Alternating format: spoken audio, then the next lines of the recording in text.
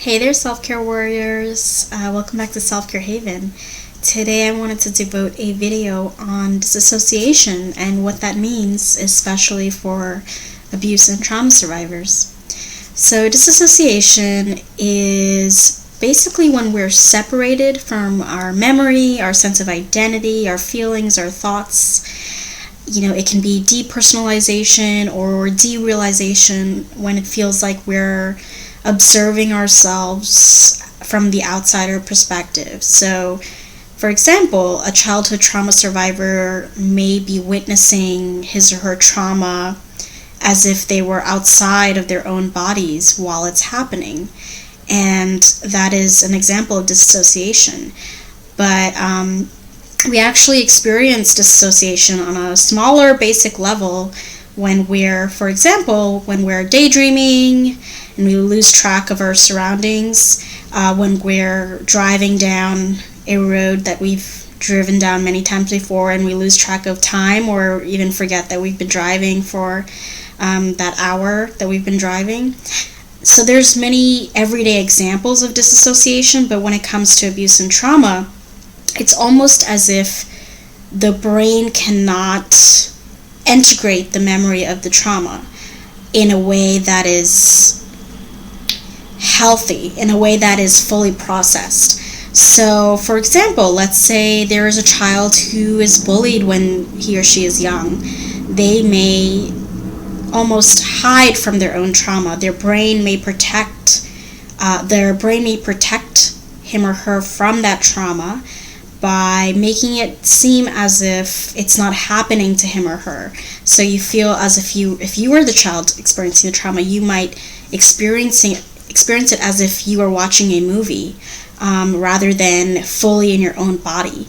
And from what I understand, the brain is actually fragmenting parts of the traumatic event into different parts of the brain, and there's different pockets of the brain that contains different fragments of the trauma. So it can't be processed fully until we really begin to address it, and with the help of a mental health professional and that guidance of really integrating those different parts of the trauma and fully processing the emotions associated with trauma.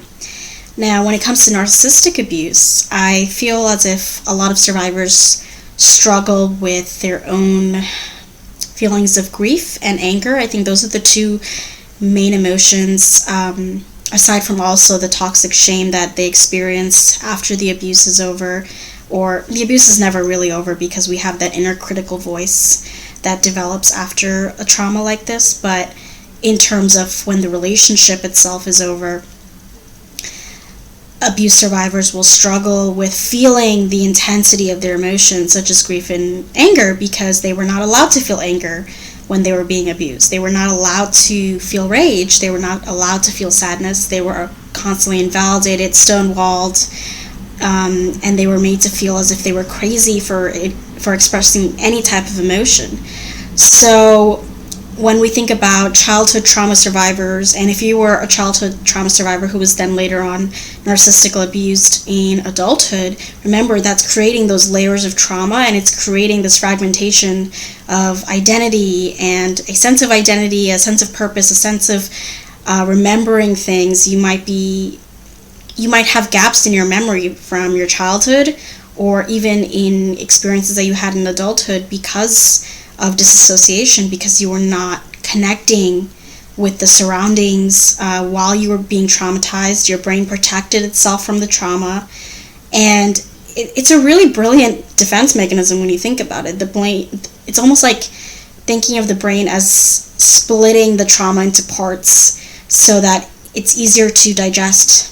But what ends up happening is that when we split into these different parts, when the trauma gets split into different parts, we're not able to fully integrate it. We're not able to fully process it. And so we need the guidance of, a mental health professional to help us guide us through that integration, and guide us through the triggers and the memories and the feelings and the intensity of the trauma. And only when we've start to address that trauma and start to process that trauma is when we're going to start to heal as well. our brain has been protecting us for a long time. And that means that if you've been a survivor of chronic trauma, you most likely did not connect with the full intensity of your emotions up until a breaking point. And it can be very, It can be very frightening when you're actually in touch with your true emotions. And then it can also be very liberating at the same time, because you realize, well, wow, so this is what I haven't been feeling my entire life. And for childhood abuse survivors, sometimes what happens is, if we have an abusive experience in adulthood, that actually serves as the catalyst for our reawakening, and it actually awakens all of these past wounds in us. Again, I talked about simultaneous wounding, so it's not just that they're uncovering past wounds, but they're also creating new ones. But it does trigger a lot of the deep layers of wounding that we may have experienced in childhood.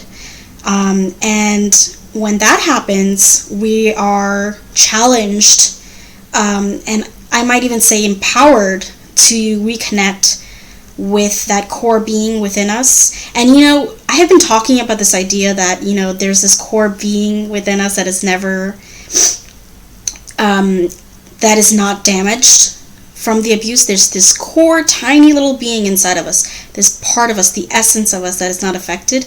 And I've been talking about it from a spiritual perspective, but it turns out there is actually neurobiological research on this regarding that fragmentation of the brain, and there is that essence of us, speaking in terms of neuroscience, where that part of the brain, there's a part of the brain that is not affected.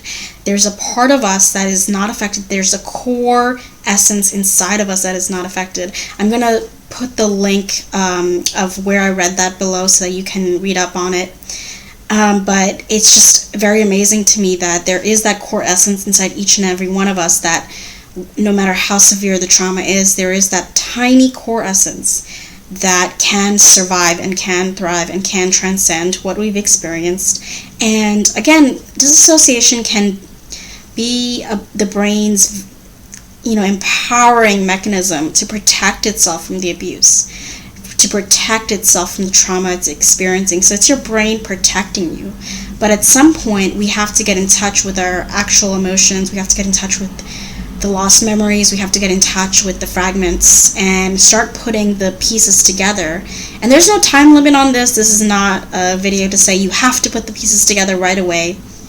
But I just wanted to discuss this because I know this is something that a lot of survivors struggle with. They struggle with connecting with the intensity of the emotions they would have experienced after the trauma if they hadn't disassociated during the trauma and after the trauma.